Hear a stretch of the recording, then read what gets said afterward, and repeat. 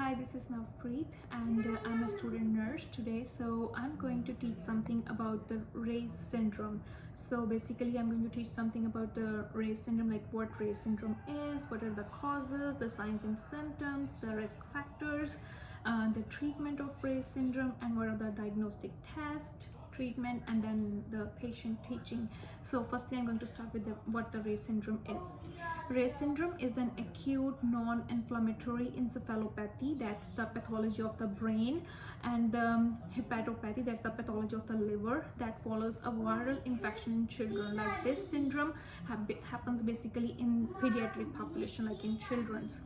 So there may be a relationship between the use of aspirin, that's the acetyl salicylic acid, during a viral flu or illness like chickenpox, and the development of Reyes syndrome.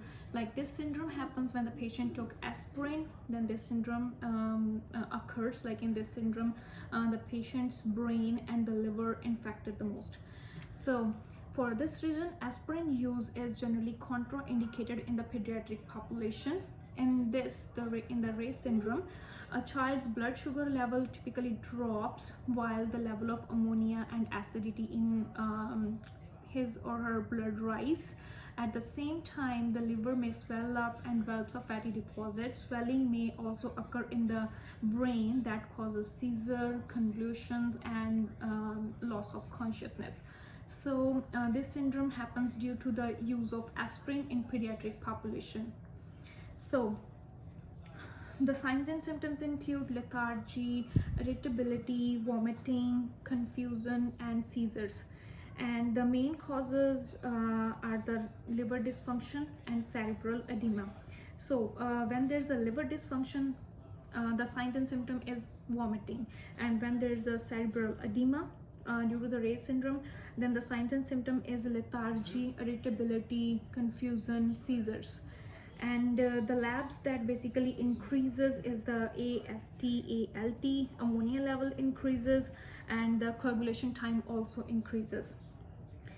And the diagnostic tests are liver biopsy and the lumbar puncture. So now I'm going to teach about the following factors usually when occur together may increase the child's risk of developing Reyes syndrome, and these are using aspirin to treat viral infections such as flu, chickenpox, or an upper respiratory infection, having an underlying fatty acid oxidation disorders. And now I'm going to talk about the nursing care.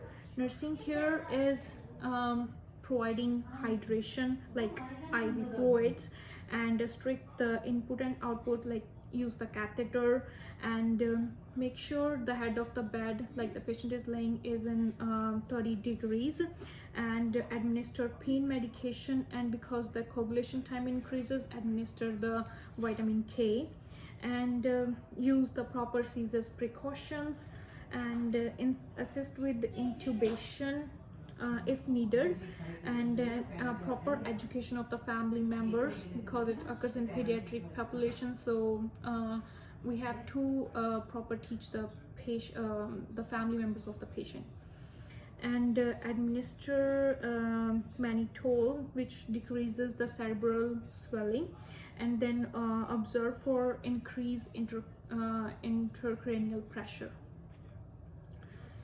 So the goal of treatment include reducing intracranial pressure, maintaining a patent airway, because in this the seizures also occur. Then make sure the patient is laying on the floor, and make sure patient is not in the suffocated area. Make sure take proper precautions for the seizures too. Maintain a patent airway, cerebral oxygenation, fluids and electrolyte balance. Make sure about that, like proper hydration, hydrate the patient well. Frequent assessment of vital signs and a careful assessment of neurological status as are essential.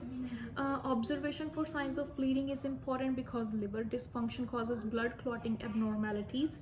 So parental education and sports are necessary. Encouraging patient to participate in the child's care help to reduce the parents and child's level of anxiety.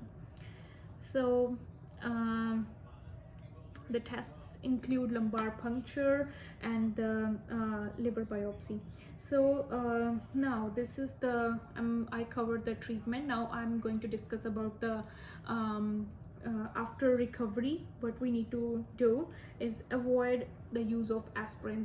That's we're gonna teach to the parents of the patient, like avoid the use of aspirin if the child develops any flu-like symptoms, or make sure to contact with the doctor and do not use aspirin. And read labels carefully for the presence of salicylates. So make sure, read the labels. If there's the use of salicylate, do not use that medication. Make sure do not use salicylates because they causes Reyes syndrome, affect the patient's brain and the liver. And patient may have long-term neurological damage, and we need to assess that neurological status too. And that's all about the Reyes syndrome. Make sure do not use aspirin because aspirin is the main cause of the Reyes syndrome in pediatric population. Thank you.